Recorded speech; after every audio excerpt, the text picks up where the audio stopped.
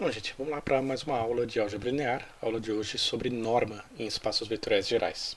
Essa aula faz parte do curso de álgebra linear para a Escola de Ciências e Tecnologia da UFRN. Eu sou o professor Elton Carvalho. Bom, agora a gente está falando de espaços vetoriais que têm um produto interno, né? Então, vamos lembrar essa definição de produto interno aí. Então, eu vou considerar espaços vetoriais que tenham como escalares os reais ou os complexos, né? E eu vou dizer que o produto interno é qualquer operação que associe dois vetores UV, né, desse espaço vetorial, num único escalar. Ele pode ser real, pode ser complexo, né, dependendo do escalar aí do corpo do nosso espaço vetorial. E eu vou chamar esse cara de UV, U,V, com esses colchetes quadrados aí, né? Então esse é o produto interno entre U e V, para distinguir daquela notação do produto escalar lá, que é um caso particular para o R3, né, para a geometria. E eu vou dizer então que esse cara mais geral, esse produto interno, obedece a esses quatro axiomas aí, né? Então, ele pode ser um número real ou complexo. Então, se eu computar aqui os operandos, né, se eu fizer o produto vetorial de U com V, ele vai ser o complexo conjugado do produto vetorial de V com U. Quer dizer, nos espaços sobre os reais, o produto interno é comutativo, e nos espaços complexos ele troca o sinal da parte imaginária quando eu faço isso, né? Ele é aditivo, ele é aditivo, né? Então a adição você pode tirar da operação. Então o produto interno entre um vetor e uma soma de vetores é a soma entre os produtos internos das partes aí, né? É uma operação homogênea, ou seja, se eu coloco esse escalar aqui na segunda posição, ele sai do produto interno. Só cuidado, né? Se eu tiver um espaço vetorial complexo e eu tiver um escalar multiplicando o primeiro vetor, ele vai sair conjugado, né? Então ele troca a parte imaginária. E o produto interno de um vetor com ele mesmo é sempre maior ou igual a zero. E aí, olha só, se eu estou falando que ele é maior ou igual a zero, entre os complexos não existe ordem, né? Não tem um número complexo que é maior que outro, isso não está definido. Então, se eu falo que um número é maior que outro, esses caras são reais. Então, o produto interno de um vetor com ele mesmo é um número real, maior ou igual a zero, né? E ele só vai ser zero se esse cara for o vetor nulo, tá? Todo o resto ele é diferente de zero. Bom, na aula de hoje a gente vai olhar para esse cara aí, produto interno de um vetor com ele mesmo. A gente vai dar um nome para esse cara de norma ao quadrado, né? Então, eu vou definir norma agora, como a gente tinha a norma de um vetor na geometria, né, que é basicamente o comprimento do vetor, né? Na geometria a gente tem norma, direção e sentido, e norma é simplesmente uma das propriedades, mas a gente viu pela definição de produto escalar que eu posso calcular a norma como produto escalar do vetor com ele mesmo, olhando para as coordenadas. Então vamos generalizar essa ideia aqui. Vamos dizer que a norma de um vetor, de um espaço vetorial dotado de produto interno, quando eu falo assim, olha, eu tenho um espaço vetorial dotado de um produto interno, quer dizer que eu estou já considerando que o produto interno é uma operação que está definida ali e eu já sei qual que é, tá? Pro teorema aqui que a gente vai fazer, ela não importa exatamente qual ela seja, só importa que ela seja seja um produto interno, que ela obedeça aquelas propriedades, tá? Mas, então, eu tenho esse produto interno, eu falo espaço vetorial de produto interno, ele está lá definido, a conta exata que eu tenho que fazer está guardada lá, né? E ela obedece aquelas quatro propriedades. Eu vou dizer o seguinte, a norma desse vetor vai ser a raiz quadrada do produto interno dele com ele mesmo. Ou seja, a norma ao quadrado é o produto interno de um vetor com ele mesmo. E o produto interno de um vetor com ele mesmo é um número real, maior ou igual a zero, então ele tem raiz quadrada, e a gente vai escolher a raiz positiva, né? Assim, esse símbolo aqui significa raiz positiva, tá? Então, essa é a norma de um vetor. Simplesmente a raiz quadrada do produto interno dele com ele mesmo. Muitas vezes, para a gente não ficar falando dessa raiz quadrada aí, eu vou fazer as contas com a norma ao quadrado, né? Para não precisar ficar carregando raiz quadrada para cima e para baixo. E isso aí define também o conceito de normalização. Eu vou dizer que um vetor é normalizado, que ele está normalizado, se a norma dele é 1. E aí eu também defino a operação de normalizar um vetor. Normalizar um vetor é obter um vetor normalizado que que é esse vetor original dividido pela norma dele, né? Eu não vou falar em direção aqui, porque esse conceito às vezes é meio vago quando a gente está falando de espaços vetoriais mais gerais, tá? Mas eu vou dizer o seguinte, olha, eu posso normalizar um vetor dividindo ele pelo escalar, que é a norma dele, certo? E eu vou obter um vetor normalizado, que vai ter norma 1. Né? A gente pode verificar isso aí, você pode calcular a norma desse U aqui usando essa definição. Aí esse cara é um escalar que sai, né? Então vai funcionar, fica como exercício, né? Mas isso aí é a normalização de um vetor. Bom, a norma tem algumas propriedades, né? Elas vão ser herdadas das propriedades do produto interno. Então, por exemplo, a norma de um vetor é maior ou igual a zero. Por quê? Porque a norma tem a ver com o produto interno de um vetor com ele mesmo, né? E a norma só vai ser zero quando o vetor for um vetor nulo. Ou seja, o único vetor que tem a norma zero é o vetor nulo. Outra propriedade é que se eu tenho um produto de um escalar com um vetor e tomo a norma desse novo vetor, né, isso é a mesma coisa que o módulo do escalar. E aí lembra, módulo, quando eu falo módulo de um escalar, se eu estou falando de número real, é aquela coisa de tornar positivo. Se eu estou falando de um número complexo, eu estou calculando o módulo do número complexo, né, que tem a ver com a parte imaginária ao quadrado, mais a parte real ao quadrado, dividido raiz quadrada disso tudo. Né? Então, lembra lá, revisa lá a parte de números complexos, para ver como é que a gente toma a norma de um número complexo. Aliás, um módulo de um número complexo. Tá? Então, aqui vai ser o módulo do número complexo que vai sair da norma, que a norma tem que ser maior ou igual a zero. Né? Então, a norma desse cara tem que ser maior ou igual a zero, então vai sair o módulo desse cara. E o módulo de um número complexo é real também. Né? Então, essa propriedade a gente chama de homogeneidade. E aí, tem duas desigualdades aí, tá? A primeira, bastante importante, é a desigualdade de Cauchy-Schwarz, que diz basicamente o seguinte, ela compara o módulo, né, desse escalar aqui, que é o produto interno de dois vetores, isso vai ser menor ou igual ao produto das normas desses vetores. Então eu estou associando o produto interno com as normas de cada vetor. E a outra desigualdade é a desigualdade triangular, que vai fazer sentido quando a gente olhar para ela com mais cuidado. Mas basicamente ela diz que a norma da soma de dois vetores é menor ou igual à soma das normas desses vetores. Né? Você pode pensar o seguinte, pensa na geometria, eu tenho um triângulo, né? Quando eu tenho um triângulo, eu posso pensar que dois lados são vetores, e aí o terceiro lado vai ser a soma desses dois vetores. E aí eu digo o seguinte, o terceiro lado de um triângulo é menor ou igual à soma dos outros dois. Só vai ser igual quando os dois forem colineares, né? Quando os dois vetores forem colineares, aí eu tenho um segmento encaixado na ponta do outro. A gente vai ver como é que isso se transfere para o nosso mundo de vetores mais gerais. Tá? Então essas são as quatro principais propriedades da norma. Né? Positividade, homogeneidade e as desigualdades de Cauchy-Schwarz e a desigualdade triangular. Bom, vamos ver aí. Essa da desigualdade de Cauchy-Schwarz, né? Bom, as duas primeiras você pode fazer a conta, tá? Como treino, tá? Para demonstrar. Mas as desigualdades é interessante a gente demonstrar com mais cuidado. Você vai ver que é uma continha um pouquinho mais demorada, mas a gente vai ver muita coisa interessante e saber e vai praticar, fazer umas contas, umas operações aí com esses produtos internos e essas normas, tá? Então, a desigualdade que eu tenho é essa aqui.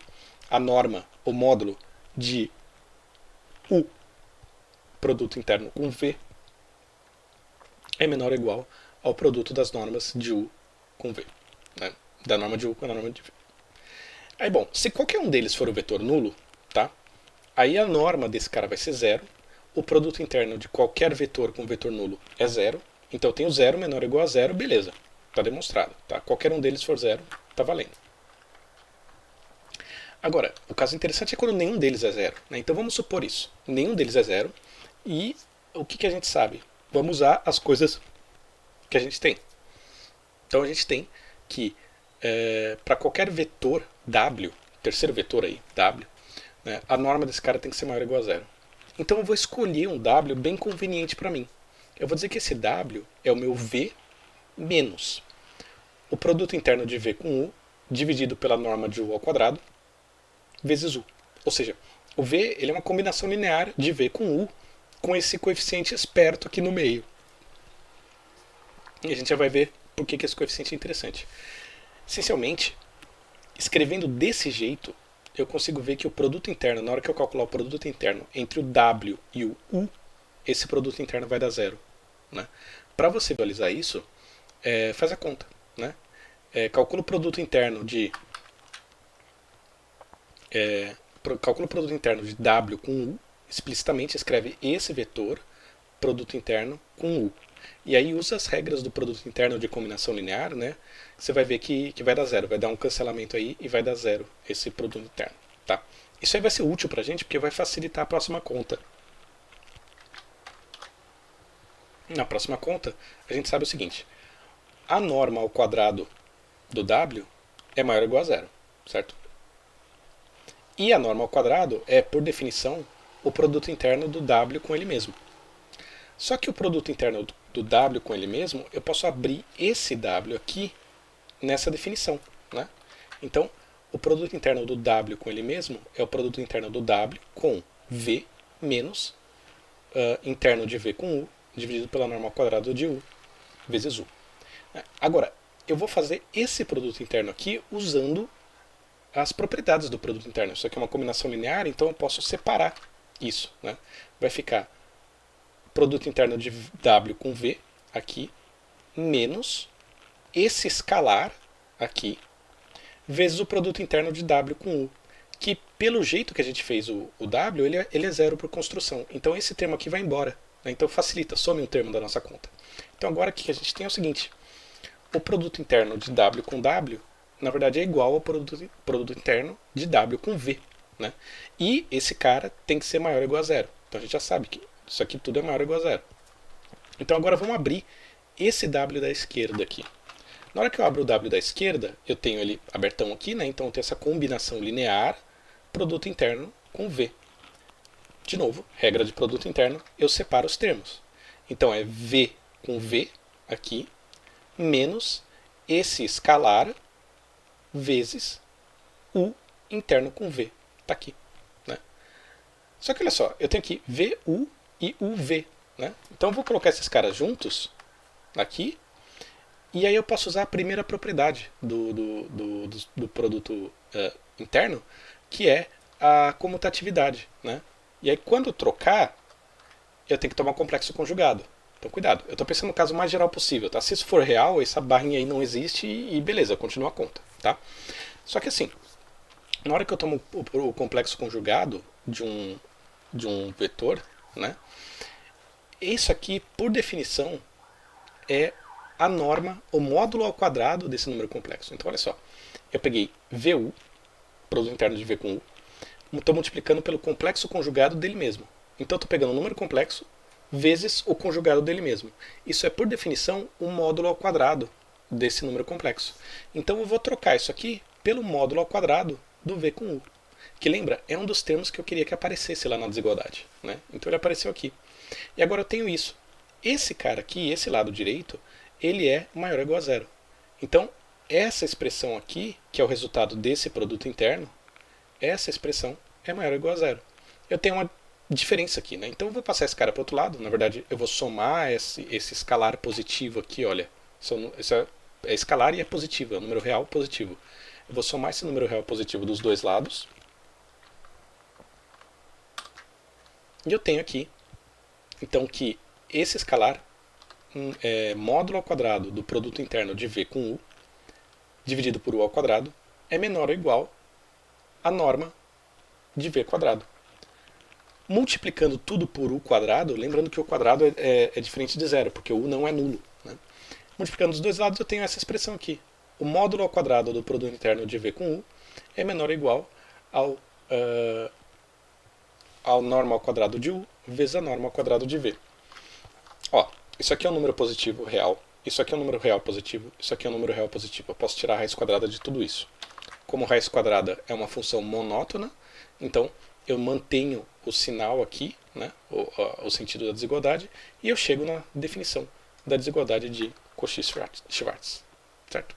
Então, essa é a demonstração da desigualdade de Cauchy-Schwarz. Isso aqui tem que valer para qualquer W, em particular para esse W conveniente aqui, e aí, só fazendo as operações de produto interno, a gente chega nessa conclusão aqui. Né? Então, isso aqui vai ser muito útil para a gente definir algumas coisas mais para frente. Então, vamos manter essa expressão aqui em mente. Tá? Bom, a desigualdade triangular é a nossa outra desigualdade que precisamos provar aqui. Né? Então, lembrando das nossas propriedades aqui, a gente já demonstrou essas duas primeiras são exercício. Agora, essa aqui a gente vai demonstrar, né, usando o que a gente já viu aqui das desigualdades de Cauchy-Schwarz e das propriedades. Né. Então, vou fazer o seguinte, eu quero ver quem que é norma de U mais V. Então, eu vou calcular esse cara, vou ver quanto que ele é. E aí, para não ficar mexendo com raiz quadrada, eu vou calcular a norma ao quadrado. A norma ao quadrado do vetor U mais V é o produto interno do vetor U mais V com o vetor U mais V. Né? Então aqui eu tenho um produto interno de combinação linear de vetores. De novo, essas somas todas podem sair do produto interno, mas eu tomei o cuidado de não mexer na ordem deles. Tá? Então, olha, U com U, então esse U com esse U está aqui. Esse U com esse V está aqui. Esse V com esse U está aqui.